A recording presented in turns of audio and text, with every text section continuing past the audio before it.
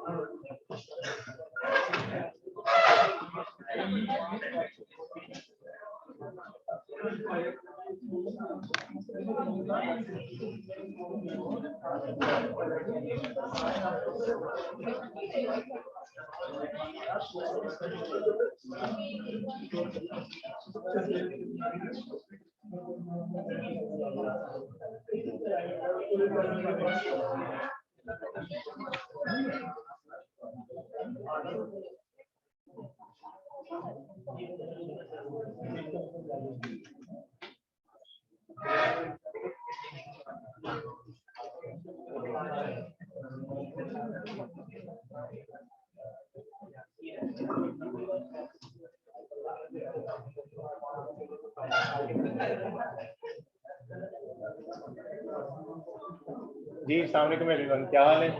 सबके ठीक है जी? ऑनलाइन वालों को भी जी अस्सलाम वालेकुम। I hope everyone is doing good. और मेरी आवाज़ भी आ रही होगी सही और वीडियो स्ट्रीम भी। अच्छा जी, ISA 700 जो है, we are done with ISA 700। ठीक है, कोई क्वेश्चन स्टिल ISA 700 के हवाले से? Unmodified opinion. तो हमने कल ISA 705 स्टार्ट किया और जो चीज़ें हमने उसमें पढ़ी, एक ज़रा क्विकली एक नज़र छोटी सी रिवीजन कर लेते हैं क्या हमने पढ़ा। कल हमने ये डायग्राम देखी और हमने सबसे पहले दो सर्कमस्टांसेस डिस्कस किए जहाँ पे हमारे लिए अनमॉडिफाइड ओपिनियन देना पॉसिबल नहीं रहेगा। पहला सर्कमस्टांस था मटीरियल मिस स्टेटमेंट, जिसको हम डिसएग्रीमेंट विद मैनेजमेंट भी कह रहे थे, और उसकी तीन नेचर्स हमने आइडेंटिफाई की। या तो अकाउंटिंग पॉलिसीज अप्रोप्रिएट नहीं होंगी, अकाउंटिंग पॉलिसी अप्रोप्रिएट होगी बट अप्लाई नहीं हो रही होगी, या डिस्क्लोजर्स एडिक्वेट नहीं होंगे या अप्रोप्रिएट नहीं होंगे। फिर दूसरा रीजन हमने पढ़ा सर्कमस्टांसेस जहां पे ओपिनियन हमें मॉडिफाई करना पड़ेगा, वो क्या था? इनएबिलिटी। ठीक है, inability to obtain sufficient appropriate, जिसको हमने इनफॉर्मली लिमिटेशन ऑफ स्कोप भी कहा। इसकी भी तीन नेचर पढ़ी। लिमिटेशन किस वजह से? Due to circumstances, due to auditors nature या वर्क टाइमिंग, और तीसरा लिमिटेशन इम्पोज बाय मैनेजमेंट। और फिर हमने पढ़ा कि अगर मटेरियल में स्टेटमेंट है तो depending upon the materiality and pervasiveness of the situation, either we are going to issue a qualified opinion or adverse। और अगर इनएबिलिटी है, लिमिटेशन है, तो depending on the nature of जो भी मटेरियलिटी या परवेसिवनेस, कौन सा ओपिनियन, क्वालिफाइड या डिस्क्लेमर ऑफ ओपिनियन। बिल्कुल ठीक। तो ये हमने कल तक जो है हमने चीजें देखी थी, और आज हम इन डिफरेंट टाइप के opinion, qualified opinion, adverse opinion, disclaimer of opinion की कुछ सैंपल रिपोर्ट्स देखते हैं जो हमें ISA 705 में दी गई हैं। और एक अपेंडिक्स है और उसके अंदर कितनी इलस्ट्रेशन है जी? 5। तो 4 और 5 जो है वो डिस्क्लेमर की हैं, इलस्ट्रेशन 1 और 2 क्वालिफाइड और एडवर्स की हैं, इलस्ट्रेशन 3 फिर क्वालिफाइड है। तो आइए वन बाय वन जरा इनको देखते हैं, थोड़ा समझते हैं कि हमारा ओपिनियन जब मॉडिफाई होता है तो हमारी रिपोर्ट्स में क्या क्या चेंजेस आती हैं। सो जनाब, ये अपेंडिक्स है, ये 5 इलस्ट्रेशन है। मैं सबसे पहले चल रहा हूँ जी इलस्ट्रेशन 1 के ऊपर गया, और हम साथ साथ इसके फैक्ट्स भी देखते हैं। अब आहिस्ता आहिस्ता जो हम आगे इलस्ट्रेशन में जाएंगे तो हमें ये भी देखना है कि हर रिपोर्ट के कुछ फैक्ट्स।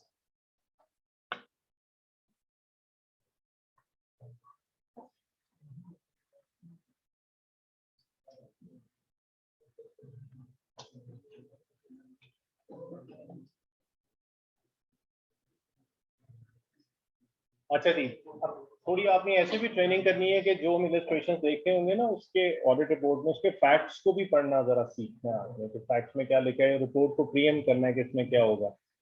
फॉर इंस्टेंस जो जो हम आगे बढ़ते जाएंगे सारे फैक्ट्स आहिस्ता आहिस्ता अनलॉक होते जाएंगे। फॉर एग्जाम्पल ये जो इलस्ट्रेशन 1 है, इसमें क्या है जी? एक ऑडिट है, complete set of financial statements का, लिस्टेड एंटिटी है, फेयर प्रेजेंटेशन फ्रेमवर्क है and it is not a group audit. अब आपको इन सारी चीजों का इम्पैक्ट पता है कि अगर ये लिस्टेड एंटिटी है, नॉन लिस्टेड नहीं है, तो इस रिपोर्ट और नॉन लिस्टेड में इसमें क्या कितने डिफरेंसेस होंगे? 4।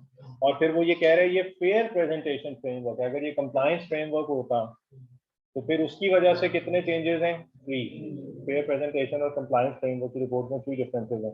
And since this is not a group audit report, तो फिर एक चीज इसमें एप्लीकेबल नहीं होगी जो ग्रुप ऑडिट की ऑडिट रिपोर्ट में एप्लीकेबल होती है। एक वो बुलेट फॉर ऑडिटर रिस्पॉन्सिबिलिटी में ग्रुप ऑडिट वाला, ठीक है। तो आपने इस तरह ये पास चेक्स भी साथ साथ जो है वो देखते जाना।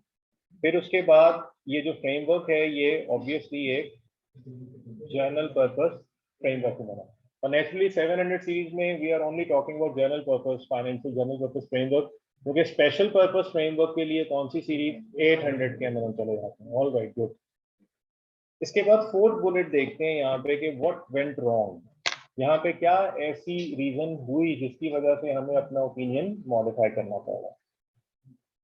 सिचुएशन ये बनी कि inventories are misstated and misstatement is deemed to be material but not pervasive to the financial statement। तो इस वजह से हमें qualified opinion लेना पड़ेगा। qualified opinion। अच्छा, कल हमने ये 4 फैक्टर्स भी देखे थे, 4 तरह से टेस्टिंग के तरीके ग्रेड के अंदर। ये भी हमें क्लियर था ना? नॉलेज बेस है, क्रिटिकल वैल्यूएशन हो सकती है, possible impact on audit report आ सकता है, and finally we may be asked to draft certain sections of audit report. फिर उसके बाद हमने ये कुछ डिफरेंट लेवल्स देखे थे किसके? मटीरियलिटी के, मिस स्टेटमेंट्स के, लिमिटेशंस के, starting with trivial and going all the way up to material and pervasive. अच्छा जी, अब हम देखने लगे हैं, ये जो हम बात करने लगे हैं क्वालिफाइड ओपिनियन की, एक एग्जांपल ले लेते हैं। तो सिचुएशन कुछ ये बन रही है, लेट्स सपोज हमारी कंपनी का जो प्रॉफिट है, आप चाहे वो प्रॉफिट बिफोर टैक्स पे ले लें, प्रॉफिट आफ्टर टैक्स पे लेने से कोई फर्क नहीं पड़ता। लेट्स सपोज वो है जी 100 मिलियन, जिसका हम ऑडिट कर रहे हैं, उसका प्रॉफिट है 100 मिलियन। और ड्यूरिंग ऑडिट हमें इस ऑडिट में जितनी मिस स्टेटमेंट्स मिलती गई हम उनको एक शेड्यूल में ऐड करते गए, और वो हमें एंड पे जब हमने टोटल किया वो है 3 मिलियन। और यहाँ पे हमने जो मटीरियलिटी लेवल क्वांटिटेटिवली जो डिटरमिन किया था बेंचमार्क, वो था 100 का 5%, यानी 5 मिलियन तक जो मिस स्टेटमेंट्स हैं हम उनको टॉलरेट कर सकते हैं। ठीक है जी, तो यहाँ पे हमारी मिस स्टेटमेंट बनी 3। तो अब मुझे बताएं यहाँ पे हम कौन सा ओपिनियन देंगे, कौन से स्टैंडर्ड के अंदर, कौन सा? 700 के अंदर अनमॉडिफाइड देंगे जी, 700। ठीक हो गया। सेम ऑडिट में स्टेटमेंट्स कोई एक या एक से ज्यादा टोटल किया और मिस स्टेटमेंट्स का टोटल बन गया 7। अब ये जो 7 मिलियन है, this is of course more than materiality level 5 million से ज्यादा है। मैनेजमेंट से डिस्कस करेंगे, बात करेंगे, वो रेडी नहीं है कोई भी फाइनेंशियल स्टेटमेंट को अमेंडमेंट करने के लिए। तो फिर वो कह रहे हैं आप कर लें जो आपने करना है। तो फिर अब हमें कौन सा ओपिनियन देना पड़ेगा? 705 में आ जाएंगे। 705 में मॉडिफाइड। अब मॉडिफाइड में कौन सी टाइप का modified opinion? Modified qualified opinion. और मॉडिफाइड क्वालिफाइड ओपिनियन भी 2 रीजंस की वजह से दिया जा सकता है। Qualified opinion on account of material misstatement या ऑन अकाउंट ऑफ लिमिटेशन। तो ये जो हम मॉडिफाइड क्वालिफाइड ओपिनियन कह रहे हैं, किस वजह से कह रहे हैं? बिकॉज ऑफ मटेरियल मिसस्टेटमेंट या डिसएग्रीमेंट विद मैनेजमेंट। ठीक है, अब इसकी हम इलस्ट्रेशन देखने लगे हैं कि ऐसी सिचुएशन हो, और इस ओपिनियन की जो फिलॉसफी है वो ये है, हम ये कहेंगे अपने ओपिनियन में कि सब कुछ ठीक है सिवाय 7 रुपए की गलती के, सारा कुछ सही है except for this mistake. Majority चीजें ठीक है, यानी कंपनी का प्रॉफिट या तो 93 है या 107 है, डिपेंड करेगा ये 7 की मिस स्टेटमेंट अंडर स्टेटमेंट है या ओवर स्टेटमेंट है। असल में कंपनी का प्रॉफिट या 93 है या 107 7 है, तो हम कहने लगे जो कंपनी 100 शो कर रही है ये सारा ठीक है सिवाय 7 रुपए। तो यूजर खुद फिर उसमें प्लस माइनस करके देख लेगा कि असल में कंपनी का प्रॉफिट कितना है। तो ये हम अपने ओपिनियन को क्वालिफाई करने लगे जी।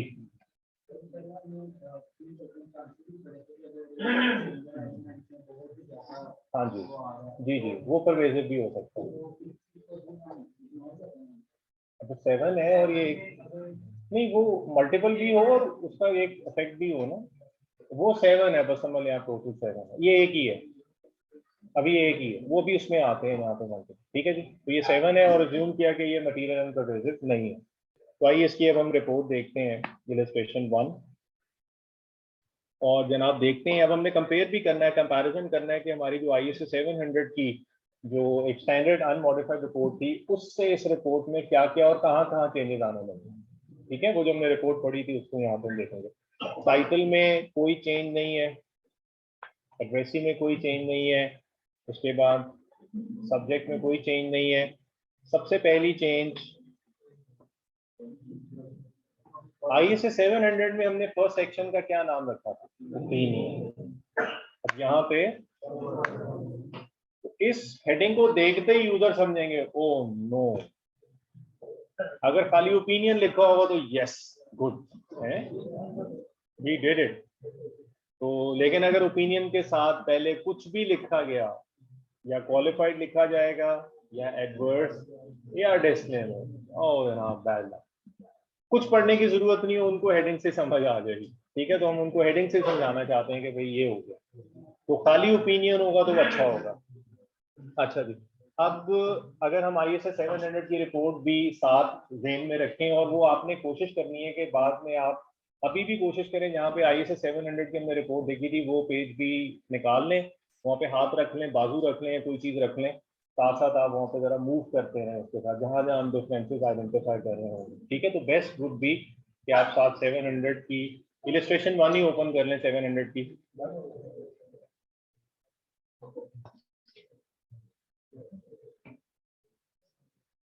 ये पेज नंबर देख लें, हाँ 763 पे ये स्टार्ट हो जाती है, और जहाँ पे रिपोर्ट शुरू हो रही है वो 764 पेज के ऊपर ही है। ये आपने साथ जरा ओपन रखनी है। ठीक है, इसकी हम बात कर रहे हैं 7।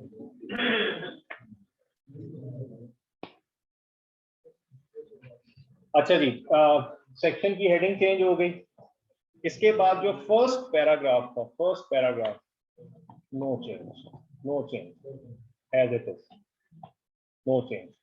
ठीक है जी, सेकेंड पैराग्राफ में अब जो चेंज आ रही है, इन आर ओपिनियन के बाद कॉमा लगा है, और कॉमा के बाद ये वर्ड हमने ऐड कर दिए all the way up to this comma. तो कॉमा और कॉमा के बीच में हमने कुछ अपना ओपिनियन क्वालिफाई का मतलब है हमने कुछ उसमें चीज ऐड की है, क्वालिफाई की है। इस कॉमा से पहले और इस कॉमा के बाद एग्जैक्ट वही लिखा हुआ जो 700 में था।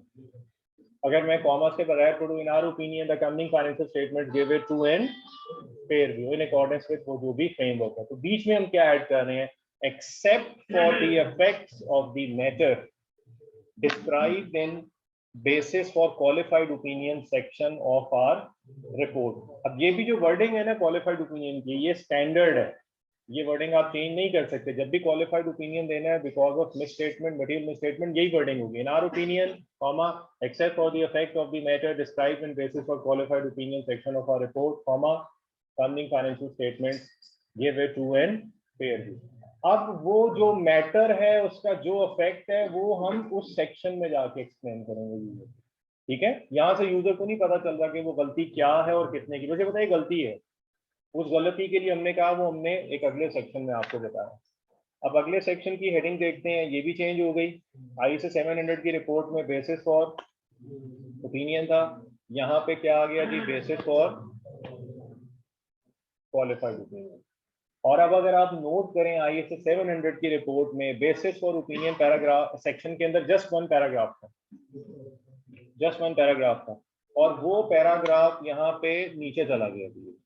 तो ये पैराग्राफ सेम वो नीचे चला गया, और इसके ऊपर एक ब्रांड न्यू पैराग्राफ अब हम ऐड करने लगे हैं, ये वाला, ये वाला। और ये वो सेक्शन है जो आपको ड्राफ्ट करने के लिए आ सकता है, क्योंकि ये हर ऑडिट में depending upon the nature of miss statement ये आपको खुद से ड्राफ्ट करना पड़ेगा। इसको ड्राफ्ट करने की एक टेक्निक है, वो टेक्निक भी हम शेयर करेंगे आपके साथ जब हम ड्राफ्टिंग वाले एरिया को बनाएंगे। अभी जरा थोड़ा सा पढ़ ले, पहले जरा समझते हैं हमने इसमें क्या लिखा है यूजर को।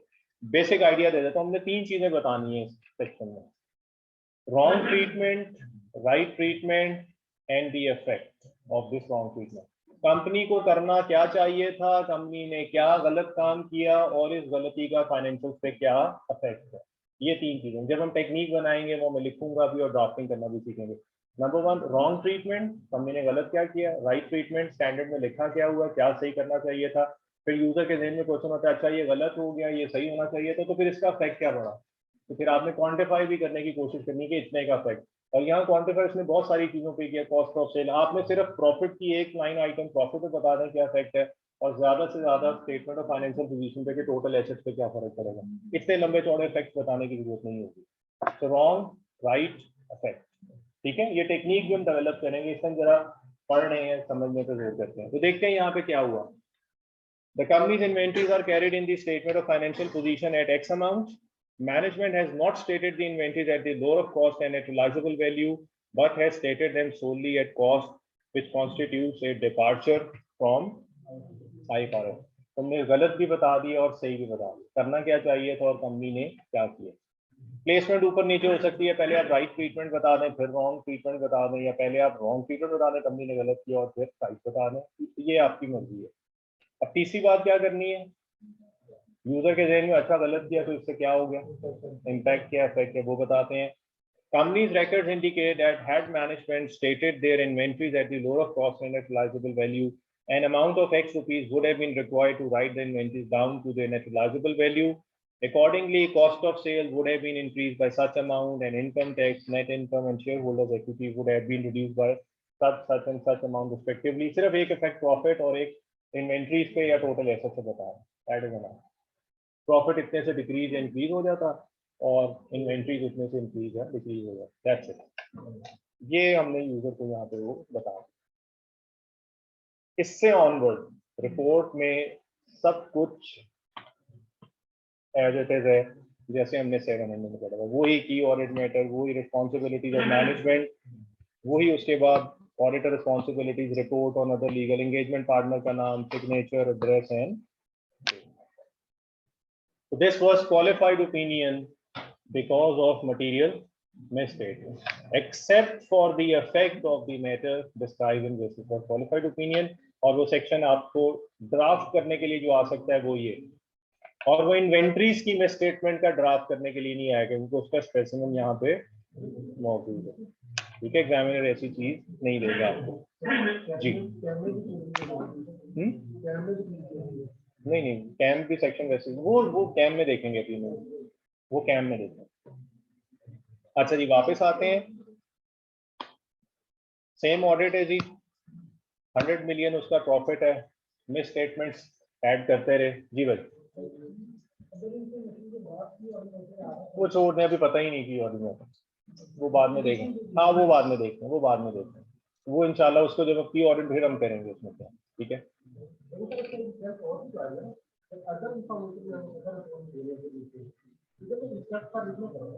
अदर वो जो लीगल एंड रेगुलेटरी रिक्वायरमेंट जो है वो हम जब जाएंगे उस सेक्शन में कंपनी एक्ट की रिपोर्ट देखेंगे फिर करेंगे। अभी ISA 700 में वो सेक्शन में कुछ भी नहीं दिया, वो हमारे कंपनी एक्ट में दिया, वो भी हम देखेंगे।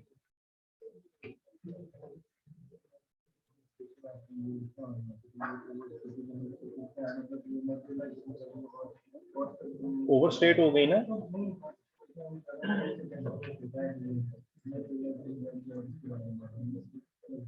स्टेटमेंट है, कंपनी ने कॉस्ट पे रिकॉर्ड किया जबकि उस इन्वेंट्री की है ना NRV कम है ना, ये उन्होंने कॉस्ट पे स्टेट की है जबकि कहते हैं लोअर पे करो, ये कह रहे हैं had the management stated their inventories at net realisable, तो ये ओवर स्टेटेड है ना, कम नहीं की उन्होंने, नेट रिलायजेबल वैल्यू कॉस्ट से कम है, आपने चेक की, तो कंपनी ने उसके ऊपर राइट डाउन नहीं किया इन्वेंट्रीज पे अपना। यानी अगर इन्वेंट्री 1000 की है तो NRV उसकी 850 है, तो मैनेजमेंट ने उसको 850 पे नहीं किया, 1000 पे शो किया। हो गया क्लियर? अच्छा जी, सेम ऑडिट 100 मिलियन का प्रॉफिट है, इस दफा जो मिस स्टेटमेंट बनी उसका जो टोटल है वो है 75। तो इस दफा भी हम कहेंगे सब कुछ सही है सिवाय 75 रुपए, सब कुछ सही है सिवाय 75 रुपए, बाकी सब सही है। कितना अजीब लगेगा, how absurd that would sound अगर हम क्वालिफाई कर देंगे सब कुछ सही है सिवाय 75 रुपए, तो कहते यार रह क्या गया बाकी सही है? अब तो सब कुछ ही गलत है। हमने वाकई ये कह देना है these financial statement do not give a twelve value, हालांकि अभी भी 25 रुपए सही है बट उसको हाईलाइट भी नहीं करना, क्योंकि सही चीज बहुत थोड़ी है ना, अगर आप उसको कहीं भी हाईलाइट करने की कोशिश करेंगे ना तो आप जो एक हार्ड स्टांस ले रहे हैं वो थोड़ा सा डी वैल्यू हो जाएगा। तो अब डंके की चोट पे कहना है सब कुछ ही गलत है, और जब हम कहते हैं सब कुछ गलत है तो अगेन 705 में मॉडिफाइड और कौन सा opinion, adverse opinion, adverse opinion. अब इसमें एक्सेप्ट फॉर का एक्सप्रेशन यूज नहीं होगा, हम कहेंगे ये गलती है, गलतियां इतनी बड़ी हैं कि इसकी वजह से सब कुछ ही गलत है, तो ये एडवर्स ओपिनियन में मारे। इसके लिए हम देखेंगे जी इलस्ट्रेशन 2, इसके लिए हम देखते हैं इलस्ट्रेशन 2, इसका टाइटल भी उसने ये यूज किया कि ये एडवर्स ओपिनियन की रिपोर्ट है। Adverse opinion due to a material misstatement of the consolidated financial statements. Quickly अगर मैं फैक्ट्स आपके साथ चेक करूं, ये अगेन कंप्लीट सेट, इस दफा कंसोलिडेटेड फाइनेंशियल्स हैं तो ऑडिटर रिस्पॉन्सिबिलिटी में एक बुलेट और आना है ना, लिस्टेड एंटिटी है, फेयर प्रेजेंटेशन फ्रेमवर्क है, ग्रुप ऑडिट अप्लाई हो रहा है, ISO 600 इसी की रिस्पॉन्सिबिलिटी है, जनरल पर्पस फ्रेमवर्क है, IFRS है। आइए देखते हैं यहाँ पे क्या मसला हुआ जिसकी वजह से हमें अपना ओपिनियन मॉडिफाई करना पड़ेगा। Consolidated financial statements are materially misstated due to non-consolidation of a subsidiary.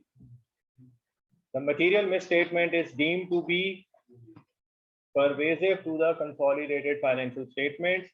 The effect of the misstatement on the consolidated financial statements have not been determined because it was not practicable to do so.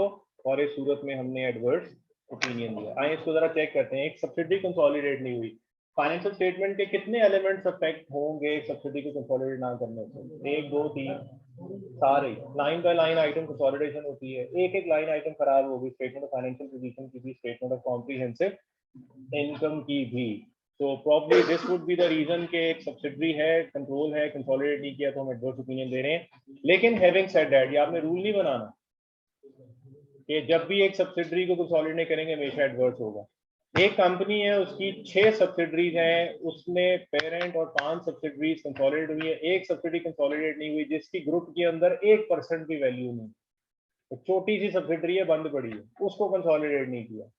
हो सकता है ऐसी situation में हम सिर्फ qualified opinion की है, यानी ये लाजमी नहीं है कि मैनी एलिमेंट्स हो रहे हैं तो फर्ज हो गया, ये अगेन जजमेंट है। मैंने कहा यहाँ से आवाज आएगी, ये आपको एक हिंट दी है, मल्टीपल एलिमेंट्स है तो जा सक रहे हैं आप, ठीक है 70% है तो जा रहे हैं, बट इसमें कोई चीज फर्ज नहीं करनी, हरफे आखिर नहीं करनी, ये आपकी जजमेंट है, आपकी कॉल है कि आपके ख्याल में ये फाइनेंशियल स्टेटमेंट इतनी गलत है, क्या मैं इतना बुरा हूँ? तो अगर आपको ऐसे लगे तो फिर आप, अगर आपको जरा भी उसमें कोई अच्छाई का पहलू तो थोड़ा बहुत सही लगे तो क्वालिफाइड ओपिनियन दिया जाता है। जब आपको बियॉन्ड एनी डाउट बिल्कुल कंफर्म हो जाए कि they are no longer alive, मैं क्या ये ओपिनियन जो है ना ये दिल से वाजें आती है, ये डिस्क्लेमर और एडवर्स वाली, ठीक है, तो दिमाग से नहीं दिल से, दिल सच बताएगा आपको, ठीक है, दिमाग में तो डिफरेंट थॉट्स आ सकते हैं। हाँ, अब वो हम परसेंटेज देखेंगे एक्चुअली कि वो उसकी ग्रुप के अंदर क्या है। हाँ हाँ, मतलब उस सब्सिडरी का प्रॉफिट ग्रुप के प्रॉफिट के कितने परसेंट है, उस सब्सिडरी के टोटल एसेट्स हमारे ग्रुप के टोटल एसेट से कितने परसेंट है, तो इस एंगल से ये ISO 600 भी हमें ये बताता है जी। हाँ यस सही, लेकिन अगर नहीं जरूरी नहीं है, क्वालिटेटिव भी देखना है, हो सकता है, लेकिन ये क्वालिटेटिव ऑटोमेटिक नहीं है कि ये हमेशा हम क्वालिटेटिव ग्राउंड पे एडवर्स ही करें। क्यों भाई, क्या क्या फर्क पड़ रहा है इससे, ठीक है, तो वो देखना पड़ेगा। क्वालिटेटिव की जो प्राइम एग्जांपल है वो disclosure, disclosures are material by nature qualitative factor की वजह से, ठीक है, लेकिन आप इस चीज को भी क्वालिटेटिव ले सकते हैं, बट ये कोई उसको यानी लाजमी नहीं करना, जो हमने उसको कंपल्सरी नहीं करना उसको, ठीक है। चलिए देखते हैं कि अब एडवर्स ओपिनियन वाली रिपोर्ट में, हमारी रिपोर्ट में कहाँ कहाँ और क्या क्या चेंजेस आती हैं। Same title same, addressee same, report same. पहला चेंज, ओ नो है, ओ माय गॉड, ठीक है, ओ शिट है। जो मर्जी कह लें, इससे ज्यादा मैं कुछ नहीं बोलूंगा। वो आप अपनी इमेजिनेशन यूज कर सकते हैं कि अगर ऐसा ओपिनियन लिखा हुआ है तो फिर बेख्तियार क्या निकलेगा मुंह से। ओके जी, first paragraph same, no change, सही हो गया।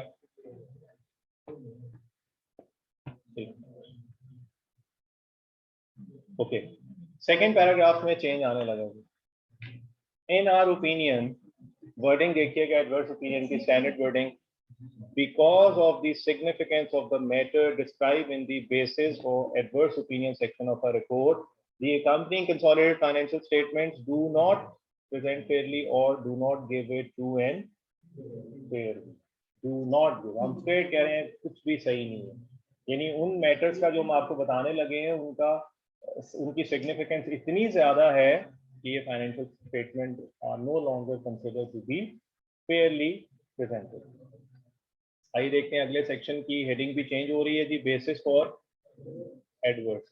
इसी तरह वो सेकंड पैराग्राफ में चला गया, वो जो हम नॉर्मल चीज करते थे वैसी चली गई, और ब्रांड न्यू पैराग्राफ हमें ड्राफ्ट करना है जी ये, ठीक है। अब ये सिचुएशन पर डिपेंड करेगा। पढ़ते हैं यहाँ पे क्या मैंने क्या कहा था, जब भी बेसिस फॉर क्वालिफाइड एडवर्स तो तीन चीजें, रॉन्ग, राइट, अफेक्ट। अच्छा, कई दफा इस सिचुएशन में हम उसको यूज करेंगे अगर अफेक्ट आपके लिए, ऑडिटर के लिए प्रैक्टिकेबली पॉसिबल है कि आप अफेक्ट निकाल सकते हैं तो अफेक्ट निकालें, लेकिन अगर आप नहीं निकाल सकते तो कम से कम स्टेट दिस फैक्ट कि ये अफेक्ट नहीं निकाल सकते हैं, यानी आपको कहना अफेक्ट निकालें प्रेफरेबली। अगर अफेक्ट नहीं डिटरमिन कर सकते कोई में स्टेटमेंट का अफेक्ट, तो फिर आप कम से कम इस फैक्ट को स्टेट कर दें कि इसका अफेक्ट डिटरमिन करना पॉसिबल नहीं। अभी देखते हैं क्यों पॉसिबल नहीं है, खुद कर लेते हैं, देखते हैं। As explained in note X, the group has not consolidated subsidiary XYZ company that the group acquired during 2001 because it has not yet been able। अब ये उनकी तावीलें हैं मैनेजमेंट, फैक्ट ये है कि कंसोलिडेशन होनी चाहिए, उन्होंने नहीं की। उन्होंने वजह ये बताई, हम लिख रहे हैं because it has not yet been able to determine the fair values of certain of subsidiaries material assets and liabilities at the acquisition। Management ने कहा भाई वो सब्सिडरी के नेट एसेट्स की अभी तो फेयर वैल्यू डिटरमिन नहीं हो रही, बड़ा टाइम लगेगा, तो फिर हम गुडविल कैसे निकालेंगे। गुडविल निकालने के लिए आपको तीन चीजें चाहिए, purchase consideration, non controlling interest और सब्सिडरी के नेट एसेट्स की fair value at the acquisition date. तो स्टैंडर्ड में भी इसका जवाब है। अगर आपको नहीं मिल रही तो क्या करें, use provisional value, estimated values करें। जब एक्चुअल वैल्यूज आएंगी फिर डिफरेंस को डील कर लेंगे, या गुडविल को रीस्टेट कर लेंगे या पोस्ट एक्विजिशन इफेक्ट दे देंगे। मतलब स्टैंडर्ड में उसका हल मौजूद है।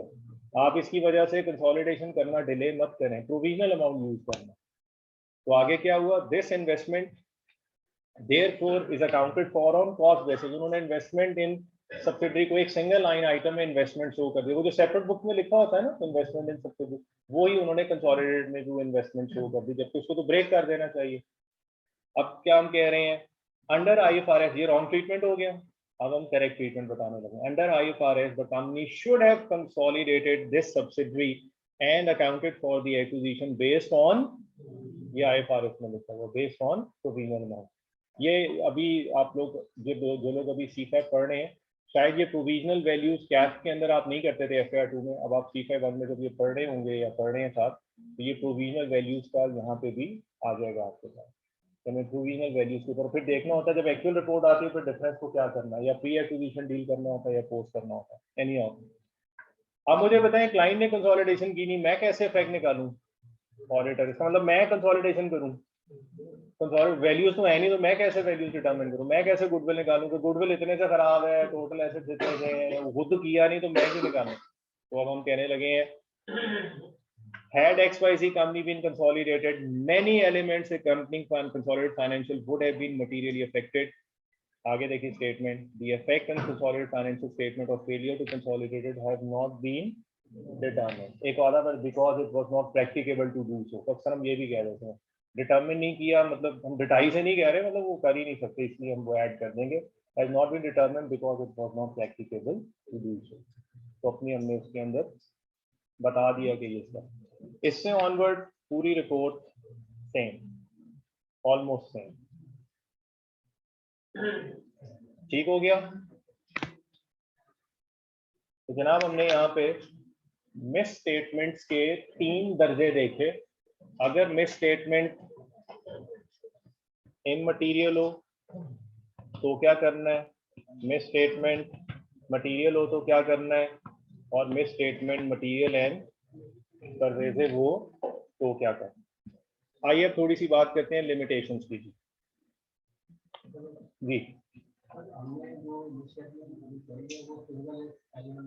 नहीं मल्टीपल है ये सब मिला उसमें एक सही सही accept for the effect of the matters, फिर वो एक नहीं है फिर एक से ज्यादा मैटर्स। फिर आप इन्वेंट्री में भी लिखें, रिसीवर्स में भी लिखें, सेल्स में भी लिखें, जो जो मसले हैं सारे लिखें। हाँ लेकिन उनका कलेक्टिव रिजल्ट ये है कि है अभी भी मटेरियल। 2 रुपए में एक गलती है, 3 एक में या 4 एक में मिलके 7-8 बन रहा है। ठीक है, इसकी भी प्रैक्टिस करेंगे कि मल्टीपल मैटर्स को कैसे डील करना है। अभी तक ये जो हम रिपोर्ट देख रहे हैं इसमें एक एक मैटर ही आ रहा है। ठीक है, अच्छा जी अब आए जरा कुछ थोड़ी सी बात, ये हमने मिस स्टेटमेंट्स की बात की, अब थोड़ी सी बात करते हैं जरा लिमिटेशंस की।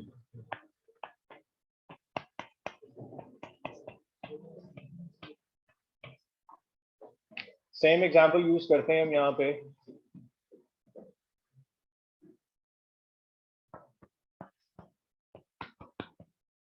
प्रॉफिट है 100 रुपीज इन मिलियन, 100 मिलियन, और इस दफा जो लिमिटेशन ऑन स्कोप या इनेबिलिटी हुई, हम डिफरेंट चीज़ों को वेरीफाई कर रहे करने का इसका एविडेंस है। कुछ चीज़ों के में एविडेंस नहीं मिले और वो जो टोटल नंबर ऑफ आइटम्स जिनके हमें एविडेंस नहीं मिले वो टोटल बन के बनी 4 मिलियन।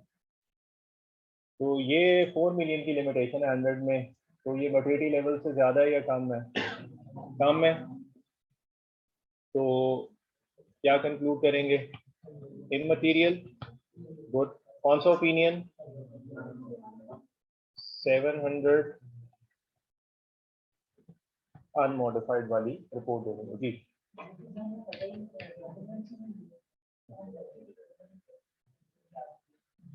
वो रिकॉर्ड तो हुई भी है ना, जब वो हो गया तो फिर 100 मिलियन भी तो चेंज हो जाएगा ना।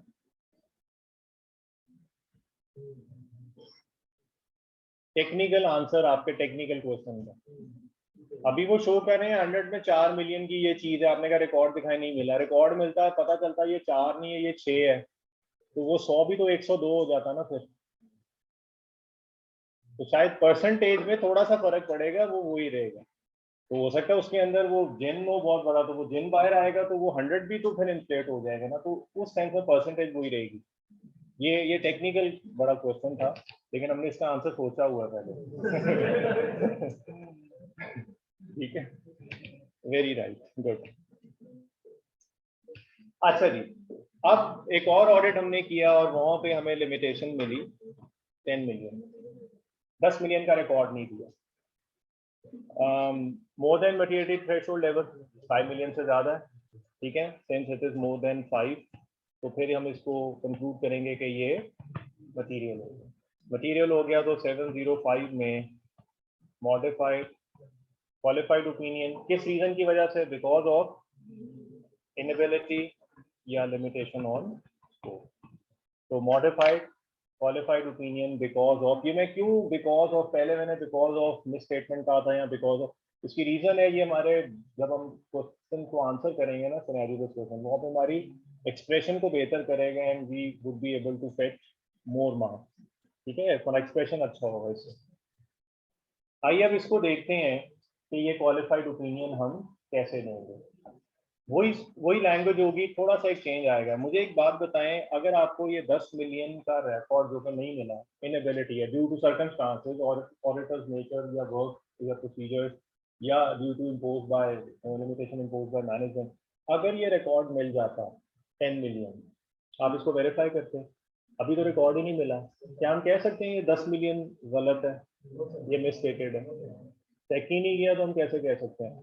रिकॉर्ड मिलता हो सकता है we come to this conclusion कि ये 10 मिलियन सही है, हो सकता है चेक करते हैं इसमें 1 मिलियन की गलती होती, हो सकता है 4 मिलियन की गलती होती, हो सकता है 9 मिलियन की, हो सकता है 10 की हो।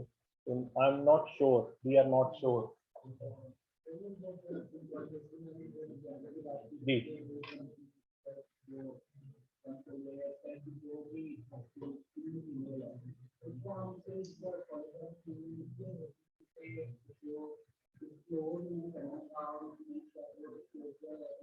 नहीं नहीं, उसका इम्पैक्ट इतना ज्यादा नहीं ना है, सिर्फ मटेरियल है, मटेरियल एंड परवेजिव नहीं है। क्या हम कहेंगे सब एक कंसोलिडेट ना करने से सबसे नहीं, इतना तो होगा कि मटेरियल कम से कम कंसोलिडेट ना करना इतना तो इम्पैक्ट के लायक है कि नहीं डिस्क्लोजर थोड़ी, इसकी तो काउंटिंग है ना, कंसोलिडेट ना करने से तो काउंटिंग खराब होती है, डिस्क्लोजर तो बात की बात है।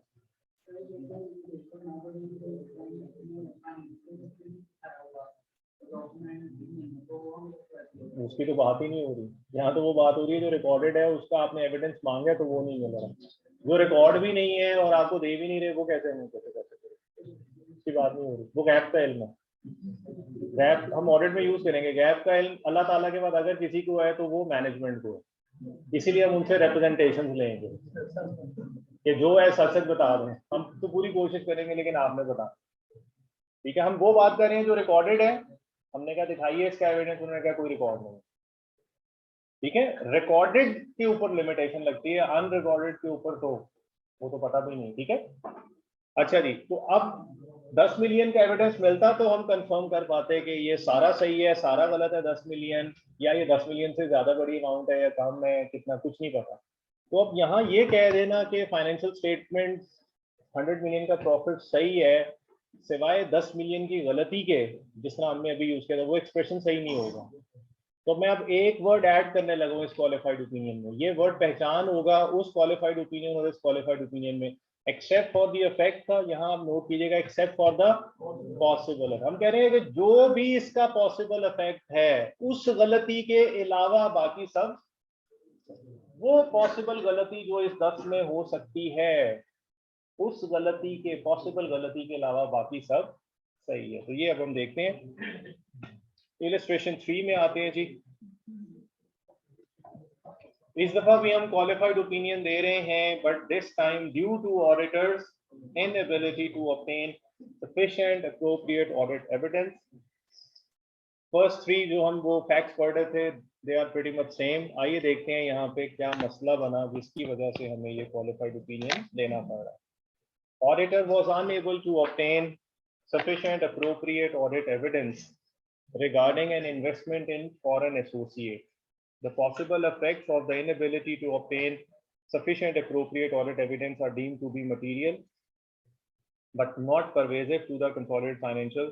Hence, a qualified opinion is appropriate. तो कंपनी ने कोई इन्वेस्टमेंट की है फॉरेन एसोसिएट में, और आपको पता है फॉरेन एसोसिएट का अकाउंटिंग ट्रीटमेंट, इक्विटी अकाउंटिंग करते हैं एसोसिएटेड में, हम उसके एसोसिएट के प्रॉफिट में से अपना शेयर लेते हैं, उसके नेट एसेट्स में से अपना शेयर लेते हैं और वो रिकॉर्ड करते हैं। कंपनी ने ये कर दिया है, हमने कहा जरा रिकॉर्ड दें, एसोसिएट के अकाउंट्स दें, उन्होंने कहा वो कोई अकाउंट्स नहीं है। फिर हम याद करें जब लिमिटेशन लगती है तो हमने ऑल्टरनेटिव भी पूछना है, अकाउंट्स दें, नहीं, अच्छा ठीक है, नहीं, हमें उनकी मैनेजमेंट से बात करने थे, उन्होंने कहा नहीं वो भी नहीं करनी, अच्छा हमें उनके ऑडिटर से मुलाकात करवा दें, बात करने दें, नंबर दे दें, व्हाट्सएप पे चैट कर लेते हैं, वो भी नहीं देना हमने, कोई वो फॉरेन कंट्री में है, हमने नहीं शेयर करना, सारे रास्ते बंद हो गए। अब हमें नहीं पता वो उन्होंने जो शेयर ऐड किया वो सही अमाउंट है, गलत है, इन्फ्लेटेड है, अंडरस्टेटेड है, तो वी आर नॉट श्योर। आइए देखें। हाँ नहीं, वो मैनेजमेंट की परमिशन होगी तो फिर हम पूछेंगे ना, और उसको भी वो इजाजत देगी मैनेजमेंट को उस एसोसिएट के ऑडिटर, क्योंकि उससे हमारा डायरेक्टली तो कोई ताल्लुक नहीं है, लिंक नहीं है जी।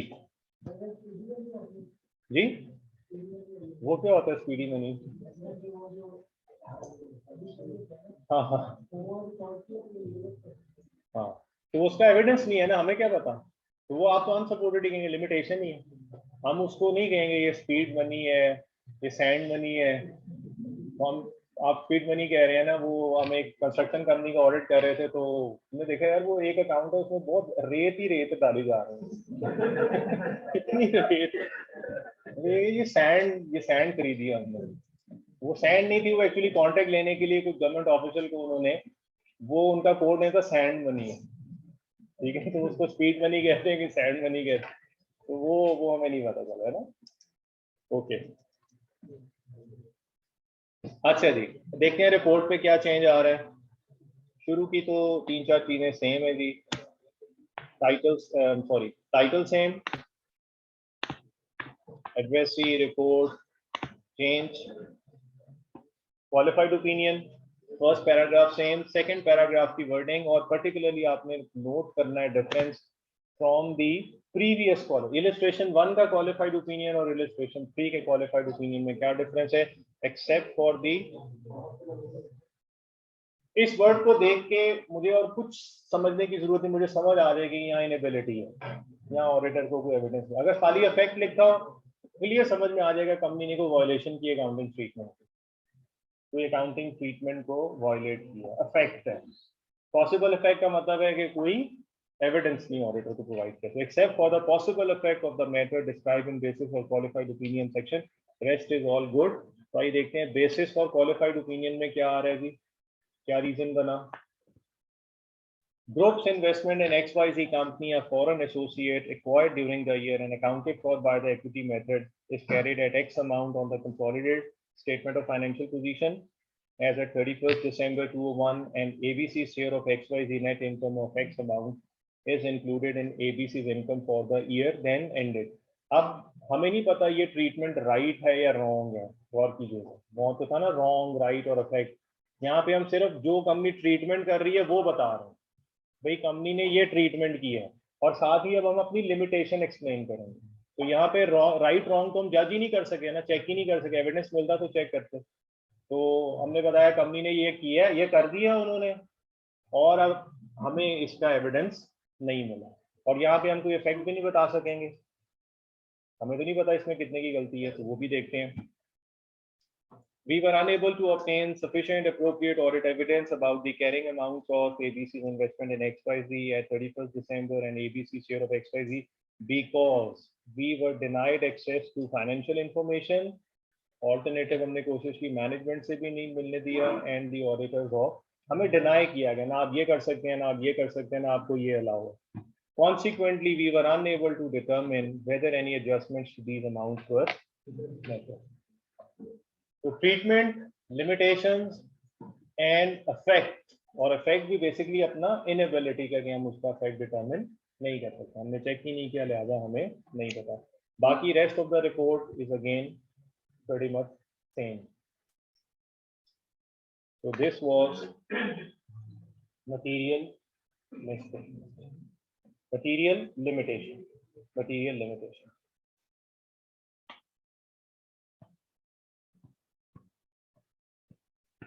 सिर्फ 85 का एविडेंस नहीं मिला फॉर्म से, accept for the possible effect, बाकी सब कुछ सही है। नहीं, अब आपको मटेरियल एंड परवेजिव एविडेंस नहीं मिल रहा, इसको अब हम कंक्लूड करेंगे मटेरियल एंड परवेजिव 705 में, modified disclaimer of opinion. Disclaimer of opinion technically इसका मतलब है कि हमारे ख्याल में हमारा कोई ख्याल नहीं, क्योंकि राय या ख्याल ओपिनियन देने के लिए आपको एविडेंस चाहिए होता है, और आपको सिग्निफिकेंट पोर्शन ऑफ एविडेंस नहीं मिला, so therefore we are unable to express an opinion on these financial statements। और अब आप नोट करेंगे इस रिपोर्ट में, डिस्क्लेमर वाली रिपोर्ट में मैक्सिमम नंबर ऑफ चेंजेस आएंगी, maximum number of changes from 700 वाली रिपोर्ट। तो आइए देखते हैं अब illustration 4 and 5 they both are of disclaimer of opinion, तो हम कोई भी देख सकते हैं उसमें। तो हम ऐसा करते हैं, इलस्ट्रेशन 5 देख लेते हैं, जरा उसमें वो मल्टीपल एलिमेंट्स वाली बात भी जो है वो भी कवर हो गई। 4 भी आप अपने तौर पे देख सकते हैं, हम 5 को डिस्कस कर लेंगे।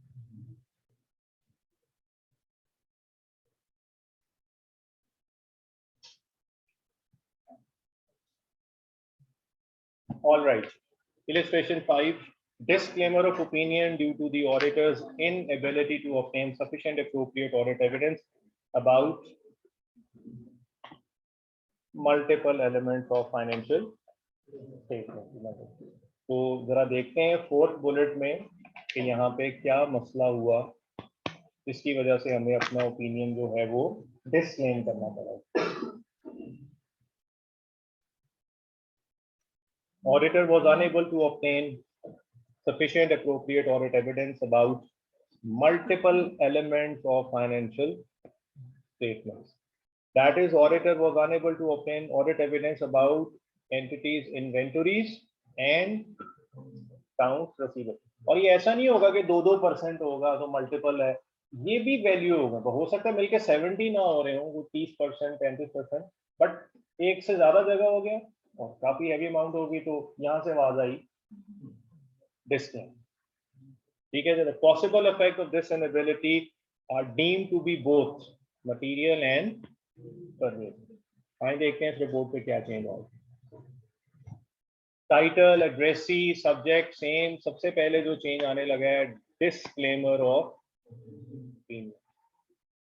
और बिगेस्ट चेंज ओपनिंग 3 वर्ड्स।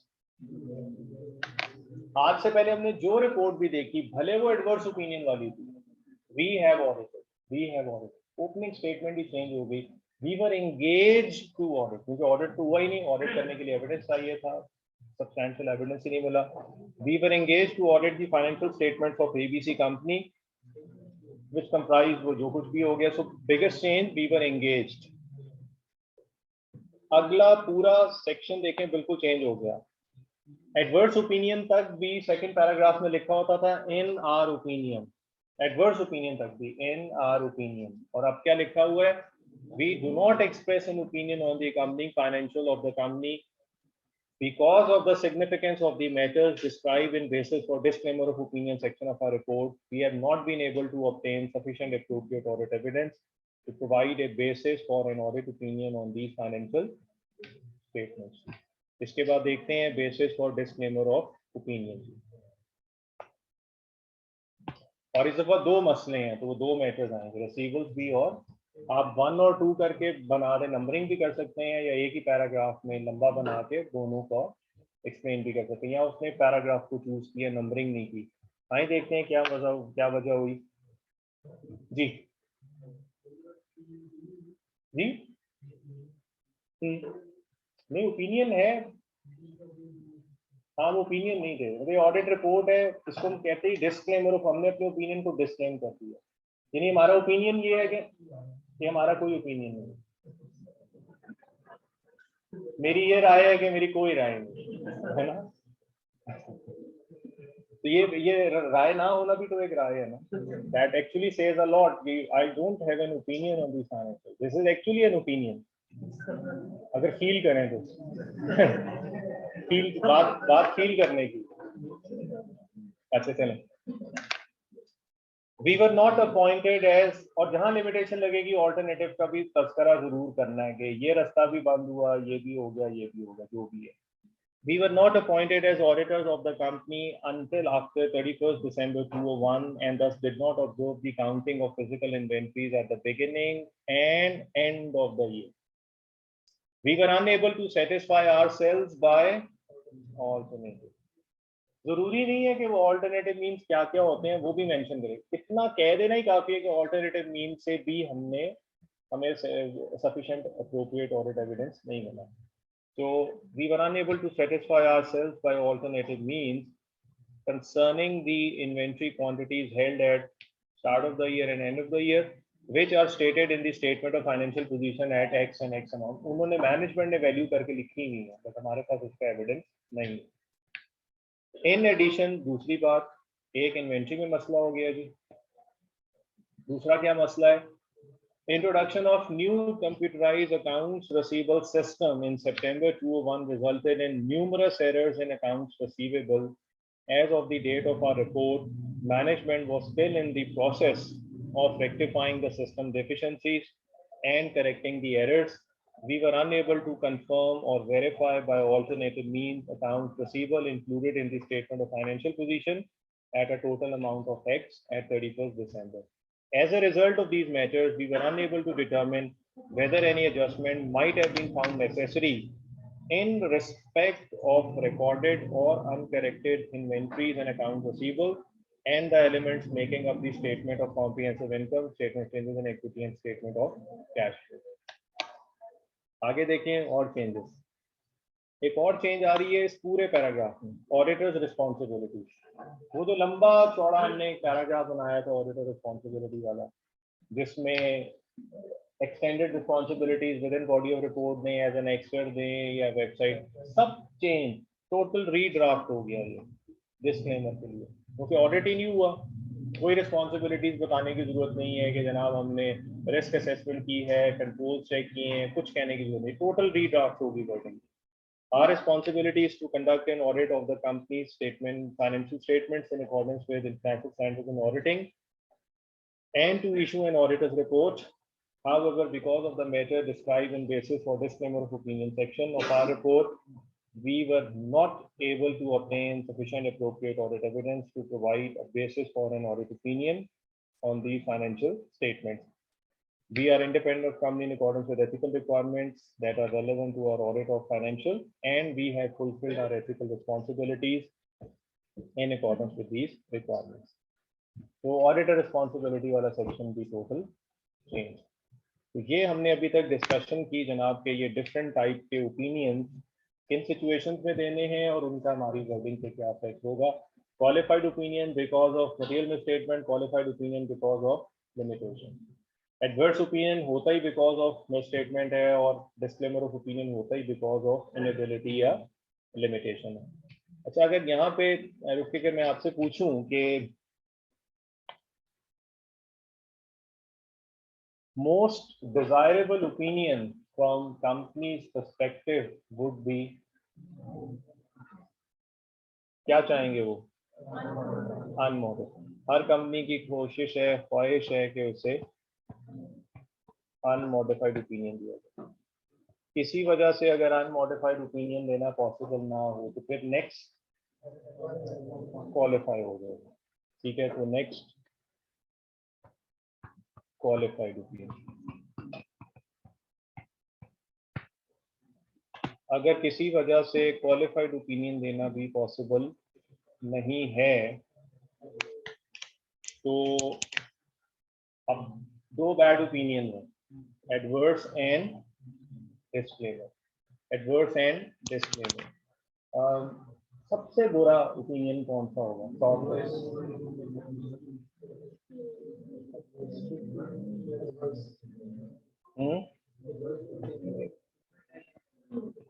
वो जो भी है, एडवर्स या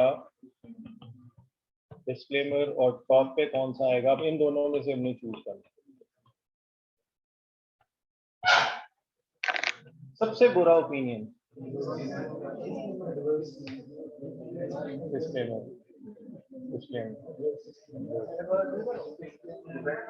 क्यों?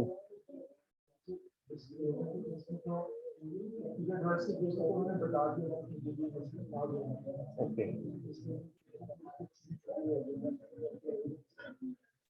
इन एडवर्ड्स में तो क्लियर पता चल गया है कि फाइनेंशियल स्टेटमेंट खराब है. डिस्क्लेमर में रिकॉर्ड ही नहीं है. तो adverse is the worst type of opinion. Disclaimer क्यों? कोई रीजन?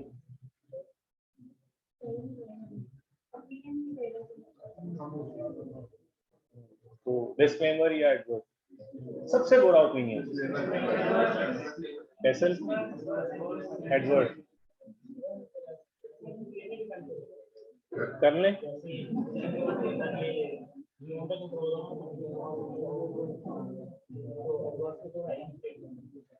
तो ज्यादा एडवर्स की तरफ झुकाव लग रहा है. सबसे ज्यादा बुरा एडवर्स ओपिनियन.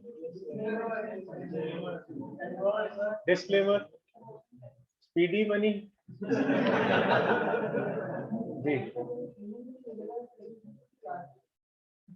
ओके, अच्छी अप्रोच है ऑडिटर वाली, अब पार्टनर बन के सोच रहे हैं। CFAP 6 के अंदर हमने पार्टनर बनना है और पार्टनर ने फाइनेंसेस को भी मैनेज करना होता है। कैप के अंदर हम ऑडिट मैनेजर बनते हैं, उसका काम सिर्फ ओपिनियन के हद तक होता है, बट CFAP 6 में हमने फर्म भी चलानी है, ठीक है, तो उसमें पैसों की बात भी हो रही है। चले, वैसे डिस्क्लेमर में पैसे मिलेंगे हमें, अगर 85% का एविडेंस ही नहीं मिला तो जो 15% काम के उसका मिलेगा। बस जितना काम करते हैं आवरली बेस के ऊपर चार्ज करेंगे, तो जितना किया होगा उतना ही मिलेगा। और बताएं, एंड से बताएं। हाँ जनाब, आप डिस्क्लेमर सबसे बुरा है। क्यों एडवर्ड्स क्यों? हाँ बताएं।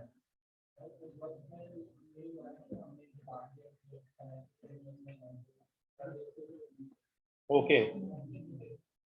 हम्म हम्म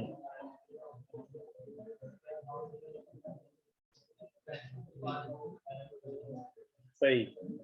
तो मतलब एक मिक्स टाइप का ओपिनियन आ रहा है ना हमारा, स्प्लिट। और ये ऑनलाइन में भी ये ट्रेंड है, कुछ लोग कह रहे हैं डिस्क्लेमर, कुछ लोग कह रहे हैं एडवर्ड्स। ओके, इसको कंक्लूड करते हैं, दोनों सही हैं जी।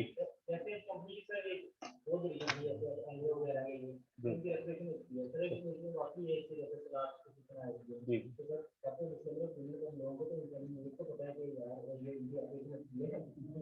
यानी एक थोड़ा सा मार्जिन दे दिया गया है,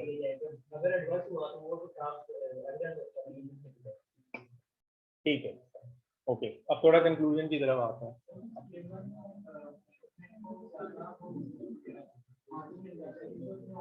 ओके, तो ज्यादा बुरा जो है, baddest of all is adverse.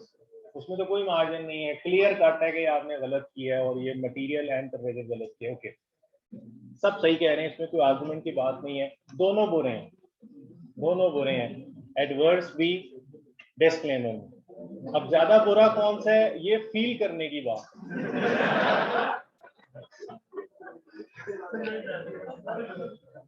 आप देखें ना, आप जो जो फील कर रहे हैं वही कह रहे हैं साहब। किसी को एडवर्स ज्यादा बुरा लग रहा है वो उसको फील कर रहे हैं, किसी को डिस्क्लेमर ज्यादा बुरा लग रहा है वो उसको फील कर रहे हैं।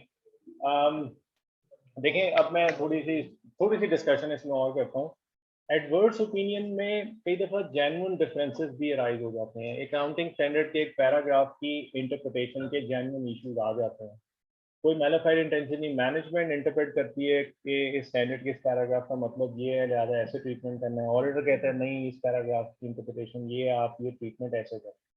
दोनों अपनी अपनी जगह जाते हैं, वो अपना भी ओपिनियन लेते हैं, ऑडिटर अपना भी ओपिनियन लेता है, और ऑडिटर एग्री नहीं करता और वो एडवर्स ओपिनियन दे देता है। इतना बड़ा वो मामला है, उससे जजमेंटल इशू है, फर्क पड़ जाता है, डिफरेंस आ जाता है। मैनेजमेंट कहती है हम आपसे एग्री नहीं करते, और अगर आप एडवर्स देंगे तो जनाब will take you to the court, हम कोर्ट भी जाएंगे, हम ICAT भी जाएंगे, हम आपके खिलाफ क्यों करेंगे, और वो करते भी हैं ऑडिटर के खिलाफ। उनका अपना स्टांस है। तो AGM होगी, शेयर होल्डर आएंगे, पूछेंगे एडवर्स ओपिनियन लग गया, आप क्या कर रहे हैं, इतना गलत ट्रीटमेंट। वो कहेंगे ऑडिटर ने हमारे साथ जाती की है, ये पैराग्राफ है, देखिए हमने इधर से भी ओपिनियन लिया, इधर से भी ओपिनियन लिया, हमारे ट्रीटमेंट को इतने लोग सपोर्ट कर रहे हैं, उनके ट्रीटमेंट को सिर्फ 1-2 लोग सपोर्ट कर रहे हैं, उन्होंने उस बेस पे कर दिया, तो जनाब हम इनको कोर्ट लेके जाएंगे, आप हमारे साथ हैं ना? हाँ जनाब बिल्कुल हमारे साथ हैं हम, बिल्कुल। तो पोजीशन देखें एंटायरली चेंज हो सकती है, जेन्युइन रीजन भी हो सकते हैं डिसएग्रीमेंट के, जिसकी वजह से एडवर्स हो। डिस्क्लेमर ऑफ ओपिनियन, मैनेजमेंट की prime responsibility, one of the prime responsibility जब हम एंगेजमेंट एक्सेप्ट करते हैं, प्रिपरेशन ऑफ फाइनेंशियल स्टेटमेंट्स के साथ ऑडिटर को इंफॉर्मेशन प्रोवाइड करना मैनेजमेंट की one of the prime responsibilities है। आग लग गई, सैलाब लग गया, आप कह रहे हैं मार्जिन दे रहे हैं, but backup copies banana, contingency plan करना, कंट्रोल ऐसे बनाना कि ये हो जाए तो उस सूरत में हमें क्या करना है, ये भी जिम्मेदारी किसकी है? तो इतना आसान नहीं है कि वो हो, अच्छा सॉरी, है ना, आग लग गई, ये हो गया, तो भाई आपका बैकअप प्लान किधर है, रिमोट साइट किधर है, वायरस आ गया, बग हो गया, करप्ट हो गया डाटा, तो भाई आपको किस लिए हायर किया मैं मैनेजमेंट को? मैनेजमेंट का काम ही ये है बैकअप प्लान। कोई मार्जिन नहीं मिलेगा, ये उनकी जिम्मेदारी है कंट्रोल्स बनाना। दूसरी कॉपी, थर्ड कॉपी किधर है, क्यों रखो? लोग कहेंगे भाई क्या हो रहा है कंपनी में, AGM में आएंगे, बताएं आप कर क्या रहे हैं, हमने ऑडिटर को इतने चाह से अपॉइंट किया था कि आइए हमारी कंपनी में आके जनाब ऑडिट करें, ओपिनियन दें, तो ये ऑडिटर ने क्या लिखा है, उन्होंने क्या हम ओपिनियन ही नहीं देते। आपने हमारी बेइज्जती करवा दी। यानी टेक्निकली ऑडिटर का मतलब है कि ऑडिटर कह रहा है कि पीछे करें, दूर करें। मैंने इतनी गंदी चीज आप ले आए, I don't want to even look at it, मैंने ओपिनियन ही नहीं देना। तो मेरे ख्याल में ये ज्यादा फील होता है कि उस काबिल ही नहीं समझा। देखिए एडवर्स ओपिनियन में बहरहाल एक ओपिनियन तो था ना, इन आर ओपिनियन। डिस्क्लेमर में तो वो कह रहे हैं मैं इस काबिल भी नहीं समझ रहा कि मैं इसके अपनी कोई राय का भी इजहार करूं। तो शायद ये ज्यादा फील, मुझे लगता है ये ज्यादा फील। तो मेरा जरा पॉइंट झुकाव जो है वो इस तरफ है। हालांकि प्रैक्टिकली मैं आपको बताऊं प्रैक्टिकली क्या होता है, ये थ्योरेटिकल तो ये सही है, प्रैक्टिकली अगर ऐसी सिचुएशन आ जाए ना मैं क्लाइंट से एडवर्स और डिस्क्लेमर में, यानी एडवर्स क्लियर कट नजर आ रहा है, तो अक्सर ऑडिट फर्म जो ऑडिटर ही मैनेजमेंट को ये मशवरा देते हैं कि आप ऐसा करें, हम एडवर्स नहीं देते, आप डिस्क्लेम, आप ये हम ये कहेंगे आपने हमें एविडेंस ही नहीं दी, तो अक्सर मैनेजमेंट इस पे एग्री करेगा, हाँ ये ठीक है यार, इसमें तो क्लियर नजर आ जाएगा ना, तो आप डिस्क्लेम करें। हमारे लिए भी आसान है क्योंकि जब हमने एडवर्स करना है तो बताना है इस अकाउंटिंग स्टैंडर्ड में ये लिखा है, इन्होंने ये किया है, तो डिस्क्लेम करना बड़ा आसान है, मेरे रिकॉर्ड ही नहीं मिला। ऑडिटर के लिए भी वर्डिंग बनाना ज्यादा आसान है और मैनेजमेंट को भी बार दफा ये ज्यादा एक्सेप्टेबल होता है, हालांकि टेक्निकली उनकी ज्यादा बेइज्जती हो रही है, बट वो महसूस नहीं करते इस बात को। तो प्रैक्टिकली ऐसे हो रहा है। जी आप कुछ पूछ रहे थे यहाँ पे जी। राइट, सही बात है,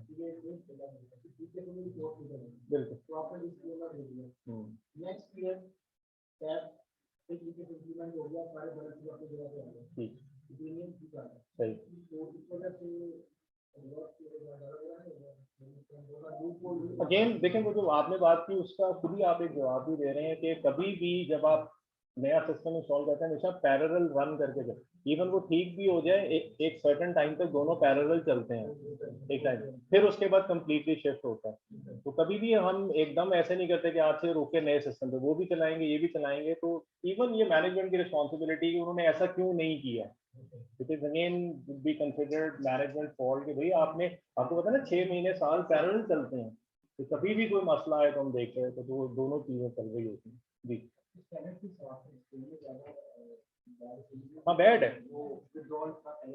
वेरी राइट, हाँ बिल्कुल सही कह रहे हैं। वो विड्रॉल सिर्फ मैनेजमेंट इम्पोज लिमिटेशन में वो हम पढ़ेंगे, बट हर केस में नहीं है कि विड्रॉ करें। बट आपने एक इस तरह से देखने के सबसे ज्यादा चेंजेस किस रिपोर्ट में, तो एक ये भी हम एनी हाउ एडवर्स भी बैड है, बिल्कुल कोई इसमें दो राय नहीं है, बट थोड़ा सा मैंने अपने 2 सेंट जो है उसमें वो ऐड किए हैं। ऑल राइट, ठीक है जी, यहाँ तक कुछ चीजें क्लियर है हमें, सही। हमने हायरार्की ऑफ बैड ओपिनियंस भी देख लिया। नेक्स्ट 705 की हमारी डिस्कशन अभी कंटिन्यू रहेगी। हाँ मैं वो ये मार्क करवाने लगा हूँ क्योंकि अभी हमने 705 के अंदर ड्राफ्टिंग का काम भी करना है और how to handle scenario based question, but since इस वीक की हमारी लास्ट क्लास है, मैं चाहता हूँ आपको 705 के इंपॉर्टेंट पैराग्राफ जरूर मार्क करवा दूँ ताकि आप जब अगले वीक आए तो वो पढ़ के आए, तो वो जरा हमारा बेहतर हो जाएगा। तो लास्ट में हम ये पैराग्राफ मार्क कर लेते हैं, बाकी चीजें फिर हम नेक्स्ट पूरी क्लास अगेन हमारी 705 के ऊपर ही होगी। अभी ठहर जाए ये जरा 705, 706 और 720 कोई 2 वीक्स के बाद पहला टेस्ट होगा, वो टेस्ट का स्केड्यूल हम आपके साथ शेयर कर लेंगे इंशाल्लाह नेक्स्ट वीक में, ठीक है। तो आइए कुछ पैराग्राफ्स मार्क करते हैं। 705 के लिए जो आपने पढ़ के आना, छोटा सा स्टैंडर्ड है, इसमें ज्यादा मार्किंग हो रही होगी, तो प्लीज एंड पे ये ना कहिएगा कि जो नहीं करने थे वो मार्क करवा देते, मैं वही करवाऊंगा जो इम्पोर्टेंट है मेरे पास, ठीक है। तो वो थोड़े भी रह गए तो प्लीज ये ना कहिएगा, ठीक है, मुझे तकलीफ होगी तो। अच्छा अच्छा इम्पोर्टेंट, मैं यहाँ पे आपके सामने स्क्रीन पे भी उसको मार्क करता जाऊंगा। और जो जो एप्लीकेशन पैराग्राफ में चाहूंगा आपने पढ़ने को मार्क कराऊंगा, ठीक है। जो नहीं करवाऊंगा इसका मतलब है उसको पढ़ने की जरूरत नहीं है, ठीक है। तो सबसे पहले हम मार्क करेंगे जी paragraph 2, types of modified opinion. इसके बाद डेफिनेशंस में ये परवेजिव की डेफिनेशन, ये वो 3 बातें हैं जो हमने डायग्राम के अंदर भी बना ली थी। उसके बाद paragraph 6 which talks about circumstances, और सर्कमस्टांसेस के साथ कुछ और भी मार्क करना है हमने। अच्छा, एक चीज रहेगी, सॉरी, वो भी जरा ठीक कर लेते हैं। पैराग्राफ 2 के साथ एक ये A1 भी आते हैं। A1 बेसिकली वो टेबल है जो कल मैंने, आप याद करें, खोला था, वो टेबल था A1। 2 के साथ A1।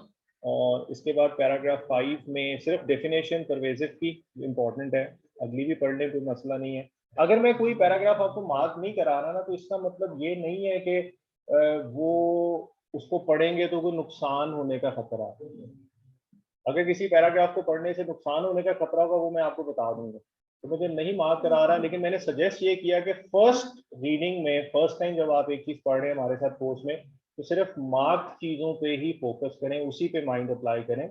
जो हम मार्क नहीं कर रहे हैं उसको फर्स्ट टाइम ना पढ़ें। सेकंड टाइम अगर आपकी टाइम ड्यू नहीं है, नेक्स्ट टाइम आपने जब रिवाइज करना है, तो उसके साथ आप एक्सटेंड कर सकते हैं अपनी ये स्टैंडर्ड की रीडिंग को। फर्स्ट टाइम जरूरत नहीं है। पैराग्राफ 6A के साथ आप मार्क कीजिएगा। वैसे यहाँ A2 से A7 लिखा है, लेकिन जो एटलीस्ट पढ़ने वाले हैं वो A3 से लेके A7, और आप स्टैंडर्ड के ऊपर A3-7 नहीं लिखेंगे स्टैंडर्ड के ऊपर, ठीक है। स्टैंडर्ड के ऊपर 2 ही काम हो सकते हैं, टिक मार्क या हाईलाइट, और उसमें लिख कुछ भी नहीं सकते, ठीक है। स्टार, हैशटैग्स मना है वैसे। 2 चीजें, हाईलाइट और आप अंडरलाइन कर सकते हैं। जो स्पेसिफिकली मेंशन है, अंडरलाइन टिक मार्क भी नहीं है, अंडरलाइन एंड हाईलाइट। हाईलाइट आप डिफरेंट कलर से यूज करें, अंडरलाइन हाँ सर्कल, ठीक है। और उसके अलावा आप जो भी कहेंगे, मैं संस्कृत में कुछ लिख अच्छा जी, 6B में ये पूरा सेट A8 से लेके A12 तक। इसके बाद क्वालिफाइड ओपिनियन, पैराग्राफ 7।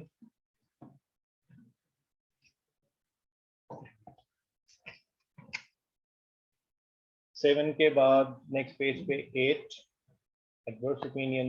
अगेन मैं, आपने हंसना नहीं है कि सारी मार्क हो रहे हैं, मुझे पता है ठीक है, बट हमने पॉलिसी ये बनाई कि हमने जो इंपॉर्टेंट पैराग्राफ है वही मार्क करने हैं। पैराग्राफ 9, 10।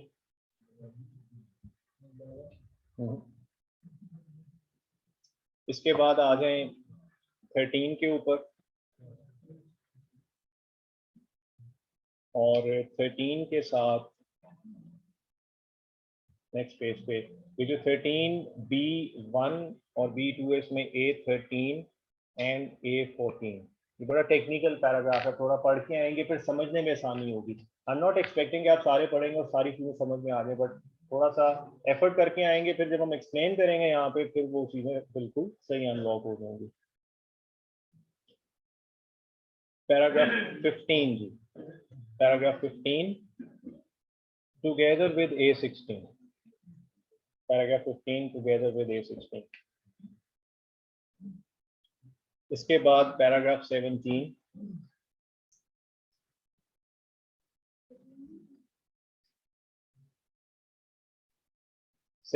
जहां पे एंड हो रहा है उसके साथ A20। Then we have paragraph 18, paragraph 19,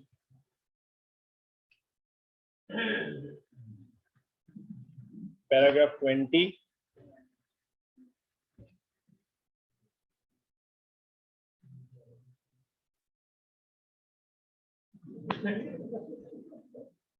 paragraph 21,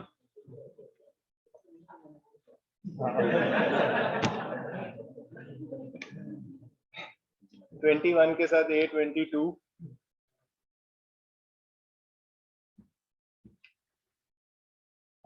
paragraph 23, 23 के साथ ये A23,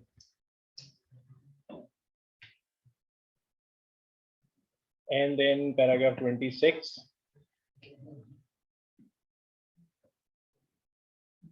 Paragraph 27.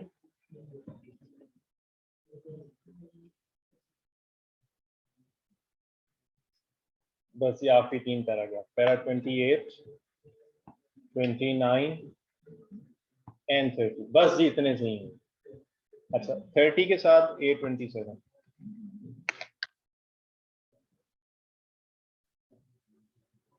जी बस. तो मैं एक्सपेक्ट कर रहा हूँ कि आप नेक्स्ट टाइम ये पढ़ के आएंगे, थोड़ी प्रॉब्लम्स लेके आएंगे. We are not done with 705 yet. अभी तो हमने इसमें बहुत सिनेरियो बेस्ड क्वेश्चन सॉल्व करने हैं, टेक्निक बनानी है.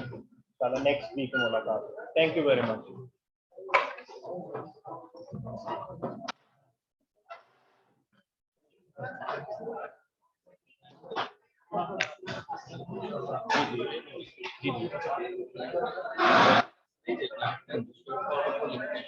सही.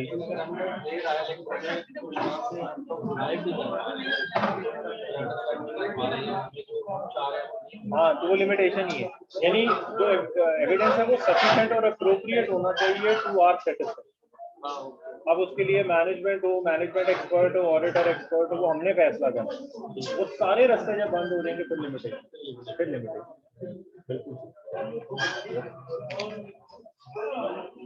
यार वो चेंज हो गई है, नई 3rd एडिशन है मेरा. वो देखो हाँ उसमें ना चेंज किए हैं. 2019. सर आप मुझे पैराग्राफ से बात किए. अच्छा ये लेक्चर इंशाल्लाह अपलोड हो जाएंगे, मुझे बता रहे थे वो अपलोड कर देंगे. लेक्चर हो जाएंगे. Thank you.